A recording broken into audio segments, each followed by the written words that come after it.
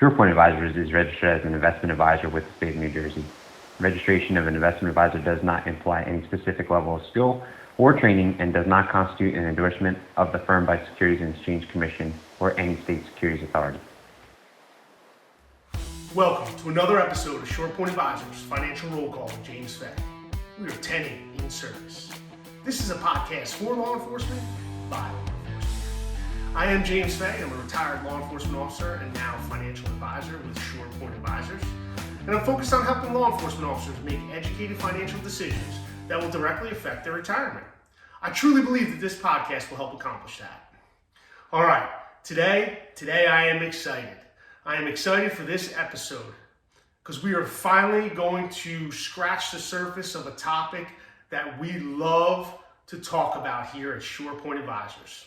Now, over the past several months since this podcast has started, I spoke about some very, very important topics, whether it's life insurance, whether it's estate planning, your will, your power of attorney, your living will, right? Whether it was setting up an emergency account or dealing with mental health problems. These were all topics that were very, very important.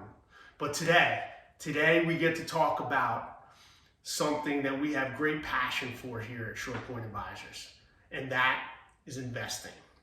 So the topic for today, why invest? Why do we invest, right? So investing is an effective way to put your money to work and potentially build wealth. But that's not why the majority of law enforcement officers began investing, right? The real reason that most law enforcement officers began an investment account is because their FTO or their supervisor told them to sign up for deferred comp. That was their first experience with investing. How do I know that? I know that because that's the way I was told to sign up for deferred comp. That's how my investment career started.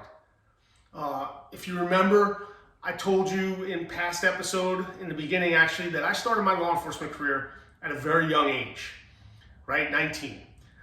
Let's just say I got out of the academy, I was probably 20 by then, and my field training officer, I remember this like it was yesterday, the deferred comp guy was sitting in the back of the roll call room, and my field training officer turned to me and said, "Hey kid, sign up for that, you need it." I had no idea what I was signing up for. None. All I knew that they were going to take money out of my check, it was going to go into an account, and it was going to be invested. Right? That was the extent and the beginning of my investment career. Okay? Listen, I think it was a great thing because at 20 years old, if they would have handed me $1 and said, "Hey, you need to open an investment account," I wasn't going to do it. I was going to take that $1 and I was spending it on the weekends, probably drinking. All right? So I'm glad that I was able to get that introduction to deferred comp at such a young age, and again, that's what started my investment career. All right, so let's go over some reasons why we should invest. All right, one of the main reasons is it supplements your pension.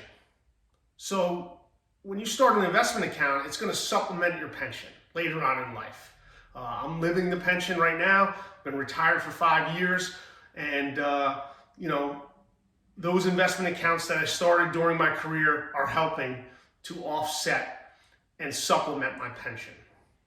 You got to remember, in 2011, our illustrious governor canceled COLA. There's no more COLA. There's no more cost of living adjustment. And what is the cost of living adjustment? So COLA was when the state used to give retirees a certain percentage annually to offset the cost of inflation. Okay, that's what COLA really does. Well, they canceled that in 2011. We no longer have COLA.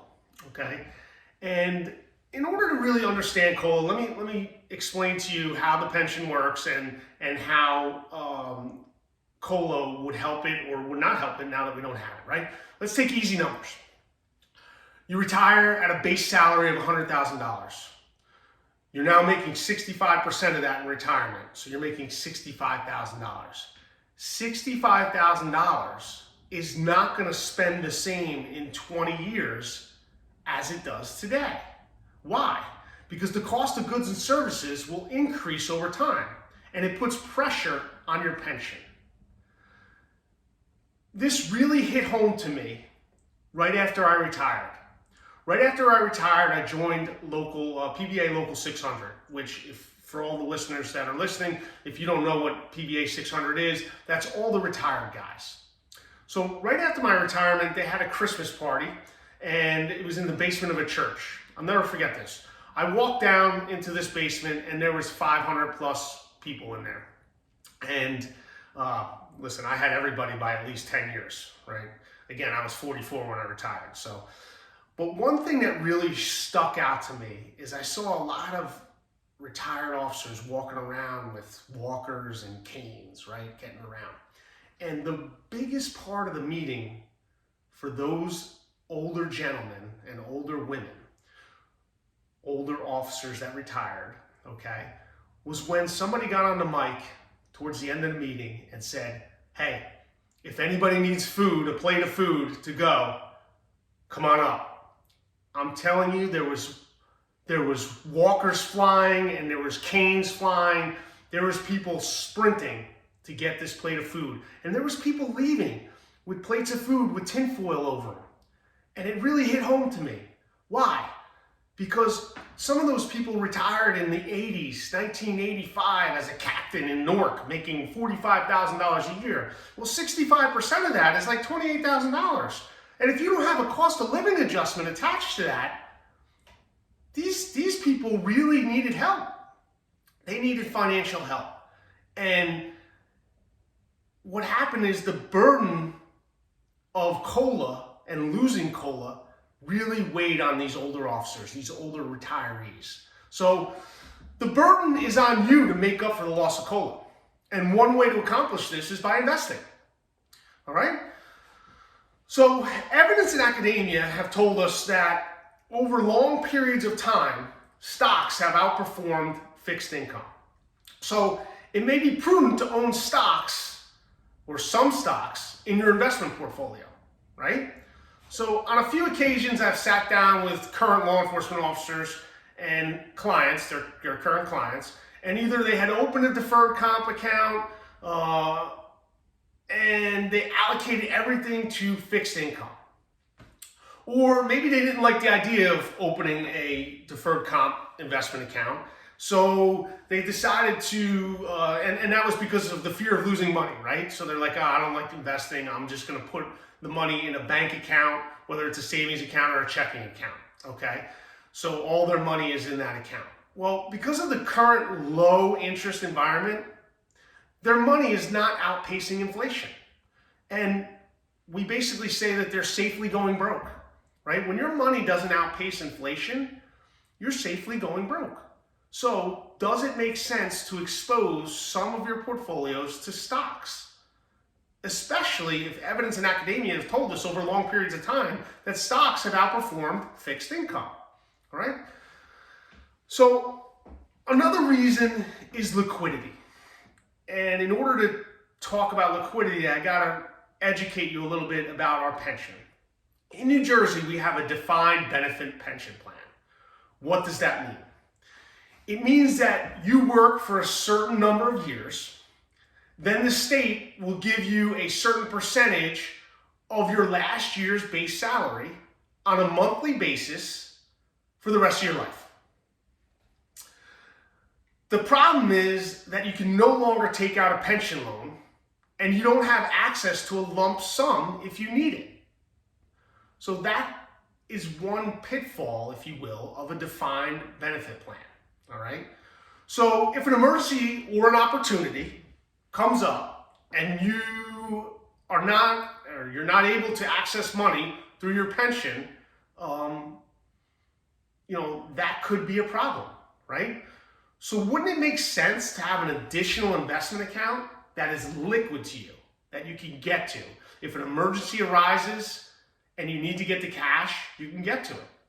If an opportunity arises and there's property down south that you want to buy, you can get to it.